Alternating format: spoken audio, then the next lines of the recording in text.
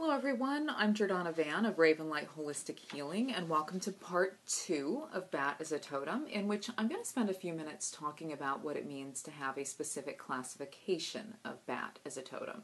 If you haven't already watched the first video, Bat as a Totem Part 1, this one won't make a whole lot of sense, so I would highly recommend that you search my channel and look for it. I really did want to put all of this info together in one video, but it was just going to be outrageously long, so thank you guys for flowing with the two-parter.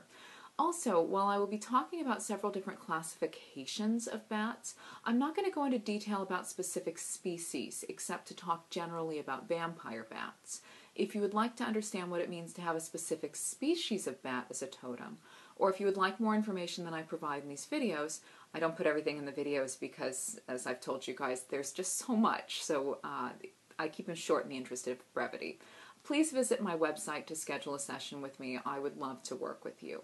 So let's talk about the different classifications of bats and the way in which each type of bat person most happily serves the world.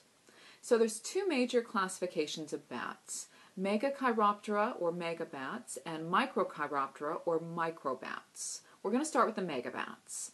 These guys are often called fruit bats because they mostly eat fruit juice and flower, nectar, and pollen. They are typically, but not always, larger than microbats, and they usually have smaller ears, bigger eyes, and excellent eyesight.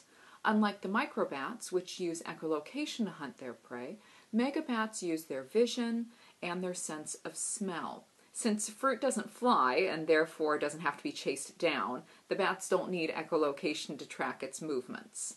Like hummingbirds and bees, megabats are often pollinators. They're also seed distributors because while it may look like they are eating an entire fruit, what they're really doing is sucking out the juice and spitting out seeds. Wherever the seeds land, that's where a new fruit tree or bush or vine might grow.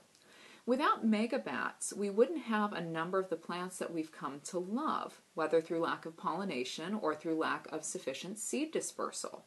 Arizona's hallmark saguaro cactus requires bats for its survival. So do certain varieties of eucalyptus, mango, banana, guava, and agave. If you're not familiar with agave, it's where we get tequila. So the next time you're enjoying a margarita, you can think of bat. Speaking of alcohol and fruit bats, the bat symbol on bottles of Bacardi rum is because there were fruit bats in the rafters of the Bacardi family's original rum distillery in Cuba. And when Doña Amalia Bacardi saw them, she believed they were a sign of good fortune and insisted they be pictured on the bottle. Fruit bats, on the whole, do tend to have a less sinister reputation than their cousins, the microbats. And if you've ever seen a variety of fruit bat known as a flying fox, for example, it's really easy to see why. They are definitely much cuddlier looking. I saw a meme not long ago that called them bird puppies, and I would say that's a pretty accurate description. They can be really cute and fluffy. While the megabat's eyesight is excellent, its sense of smell is even better. When one of your totem animals has an excellent sense of smell, there's a link to what is called clairolfaction or psychic scent. Most often this is expressed through an extremely accurate gut sense. We just know, in a way that we cannot describe, something about a person or a place or a situation. For example, you may just know that someone is lying to you without being able to put a finger on exactly how it is that you know. The thing to remember here is that just because you have this incredible gut sense doesn't actually mean you're any good at using it. Some of the hottest messes in my life have extremely great intuitive senses, but they talk themselves out of trusting them. If you remember in the last video, I talked about how the seven has to learn to balance the heart and the mind. Megabat people have to learn how to trust and honor that incredible gut sense rather than rationalizing their way into a different course of action that won't inevitably serve them. Because these are the critters that enable us to have certain flowers and trees and fruits, and because they tend to have a cuter appearance than microbats, megabat people are often perceived as the less threatening, sweeter variety of bat people. They're still bat people, so they will still come across as pretty unusual, but the way they express their wisdom tends to be a bit gentler. These are the folks that bring joy to the world simply by being present among others or by sharing the fruits of their creative labors. Like the fruit bat, when they do what truly nourishes them, what makes them feel alive and happy and fulfilled, others benefit. We all have those wonderful fruits, mangoes and bananas, for example, because a fruit bat was hungry and enjoyed a very happy meal. Essentially, Megabat people act out their role as a 7 vibration by taking what they've learned in their darkness and turning it into something beautiful, something that encourages others to approach their own shadows with love. All bat people have the capacity to be artists and other creative types, but Megabat people are the ones most likely to make their artistic products their way of sharing their wisdom with the world. Due to their interaction with plants, these are also the folks who are more likely to gravitate towards gardening and other nature-related fields. Now, let's talk about microbats. Microbats, which are usually, but not always, smaller than megabats, have much bigger ears, smaller eyes, and often these pretty funky-shaped noses. These guys mostly eat insects, or as we'll talk about in the case of vampire bats, blood. While megabats are the reason we have a lot of the flora and fauna that we do, microbats on the whole are the reason that we aren't overrun by mosquitoes and other small flying insects. These little guys can eat an absurd amount. In the U.S., one microbat can eat 1,200 mosquito-sized insects an hour, averaging between 6,000 and 8,000 a night. And if you remember from the last video, these bats are social creatures, so you get these huge groups of bats all eating 6,000 to 8,000 mosquitoes a night, which is why the number of mosquitoes that bats eat in certain areas of the country per night is measured in pounds. If you think you've got issues with mosquitoes in your area now, imagine what it would be like if there were no bats. Mosquitoes are carriers of a variety of nasty diseases, but what makes them obnoxious on a day-to-day basis is that when they drink our blood, their saliva makes a lot of us fiercely itchy. And the welts from the bites, even if we don't scratch them, can scab and bruise. Mosquito bites are just like any other ailment. The degree to which we react to them is a function of our emotional state at the time. There are times when a mosquito will bite me and absolutely nothing will happen. But when I'm in that magical, resonant, emotional place, that sucker will bite me and the bites will be so bad that no matter what I do, the itching will keep me up all night for days on end, the bites will swell and bruise, even if I don't touch them once, and the marks will take a month or more to fade. Unless I fix the emotional issue first, then they usually stop itching by the very next day. In a very small nutshell, extreme reactions to mosquito bites indicate that a person or situation in your immediate experience is sucking the joy and energy right out of you, making you feel victimized, and you are itching to escape but don't think you can. In metaphysical terms, when we talk about blood, we are talking about joy, passion, what we get up for each day. And so you've got mosquitoes that suck that right out of us. So this is talking about situations that deprive us of joy, that take away our joy. Microbat people are usually more serious sorts than megabat people, and they have a decidedly more morbid sense of humor. And their messages tend to be a little harder for the average person to bear. Their way of translating their time in darkness into something healing for the world is less about bringing beauty than it is about showing others how to dispel negativity. They teach you to eliminate from your life those forces that steal your joy, that feel like fear and victimhood. Essentially, they teach you to claim your personal power and authority and stop being victimized by your personal mosquitoes. As I mentioned earlier, microbats tend to have enormous ears and these noses that are rather strangely shaped. This is to aid in echolocation, which is also called bioradar, which is how microbats find their food. I'm not going to explain this in detail except to say that essentially these bats scream, and the way in which the sound of their voices bounces back to them when it hits an object, such as a mosquito, tells them where the prey is, or where the wall is, so they don't smack into it. If you are a microbat person, chances are that you have some facility in clairaudience, or psychic hearing. Megabat people just know the truth in their guts. Microbat people hear it. I'm a microbat person, and in my case, even though I do have a really good gut sense, there are a lot of things I just know. Clairaudience is my strongest sense, and it is actually how I most frequently help my clients. They tell me their story, and I can hear the places where the pain is lodged, or I can hear what they really want but are refusing to allow themselves. I can hear the things that they're too afraid to say. This is why when I work with people all over the world, I can use just Skype and the audio function on phone, or I can use the phone and the audio function on Skype. I don't have to see someone or be in a room with them to know what's going on. I just have to hear them. In my case, as in a lot of others, clairaudience also works with the written word. I can usually tell what someone really feels when they write me a message rather than what they want me to think they feel. And I really think that that's because the writing is an expression of our inner voice, and clairaudient people are tuned to the voice. But being a microbat person is not just about listening. It's also about speaking. If a microbat stopped making noises, it wouldn't be able to find food, and it would die. It would also crash into walls and cars and trees and other stationary objects in the dark. Microbat people often develop the tendency to downplay what they feel, to not admit what they really think, or to simply stay silent. This is done to protect themselves because they're afraid that if they speak of the intensity of their experience and all of its raw, honest pain and darkness, that people will reject or attack them. This keeps them safe, but it also keeps them isolated, and it keeps them from connecting with the nourishment that they need. Most microbats are social creatures, and most bat people need friends. If you don't speak your truth, you're not going to connect with others who feel the same way, and you will languish in isolation. 2.